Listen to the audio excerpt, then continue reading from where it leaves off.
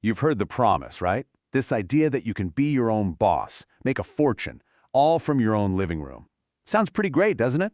But here's the kicker. What if I told you a staggering 80% of people who give it a shot fail within their first year?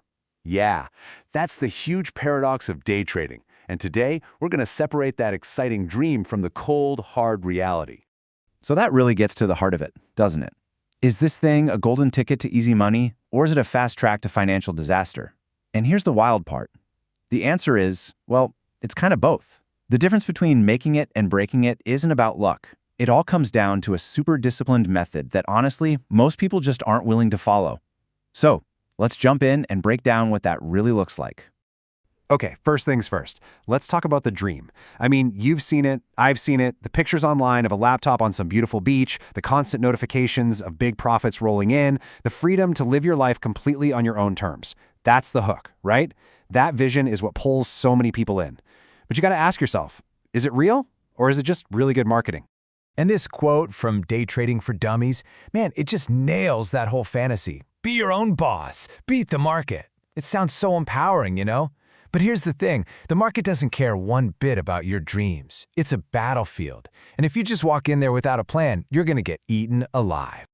All right, so now we gotta flip the coin and look at the other side. Because the reality of day trading, it's not some glamorous adventure. It is an absolute grind. And the very first step to even surviving that grind is understanding that this is not a game. It's a business, and you have to treat it with that level of seriousness. I mean, think about it. The top traders, they treat what they do like a brain surgeon. Seriously, every single move is calculated, every risk is managed. This is not a hobby. You can't just dip your toes in. You have to remember, you're not just up against other beginners, you're going up against the best of the best on Wall Street, guys with supercomputers and PhDs in math. And here's something that makes it so tough. A lot of these markets are what you call a zero-sum game. The best way to think about it is like a poker table. The house always takes its cut, and all the rest of the money, it just gets passed around from one player to another.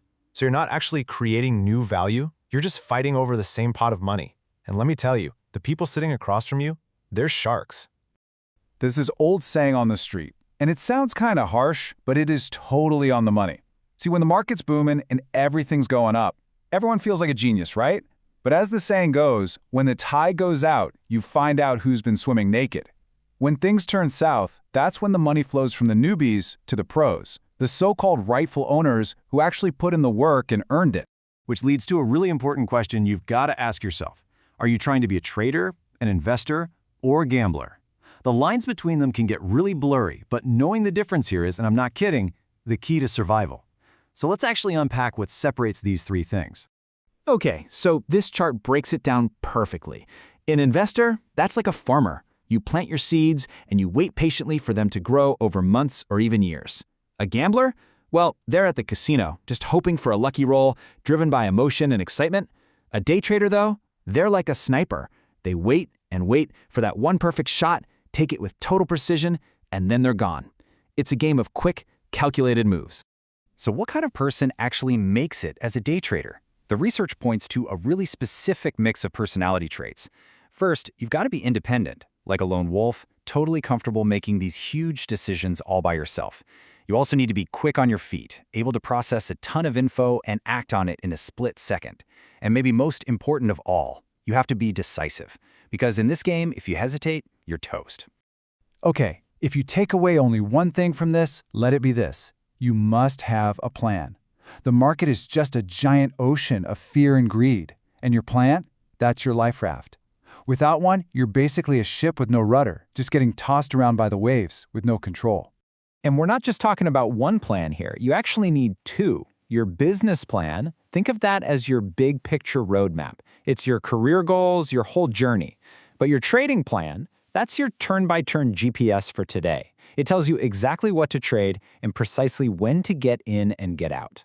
And inside that daily plan, there are 3 rules that are absolutely non-negotiable.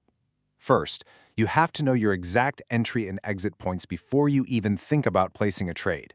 Second, you need a profit target. There's an old saying on Wall Street, pigs get fat, but hogs get slaughtered. Basically, don't get greedy. Take your solid win and get out. And number 3, and this is huge, you need a stop loss. This is your emergency eject button that prevents one bad trade from wiping you out.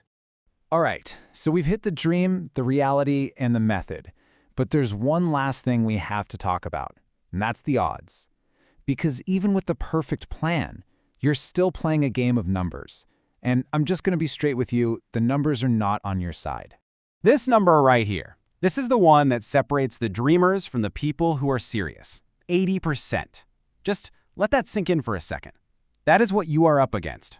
Yep, that's how many new day traders fail in their very first year. That means 4 out of every 5 people who try this, they don't make it. It is a tough, tough business. But hey, let's put this in perspective for a second. As you can see here, that 80% failure rate is actually right up there with becoming a real estate agent. It's way tougher than starting a restaurant. These are high-pressure fields that attract a lot of dreamers. So the point isn't don't even try. The point is, if you're going to do this, you better be ready for a serious fight. So, after all that, we're right back where we started. So which is it? Are you a trader or are you just a gambler? The market, you see, is the ultimate test. It will find every single one of your weaknesses, it will challenge your discipline, and it will push you to your absolute limit. The real question is, are you ready for it? Because that 20% who succeed, they are. Everyone else? Well, they just become part of that 80% statistic.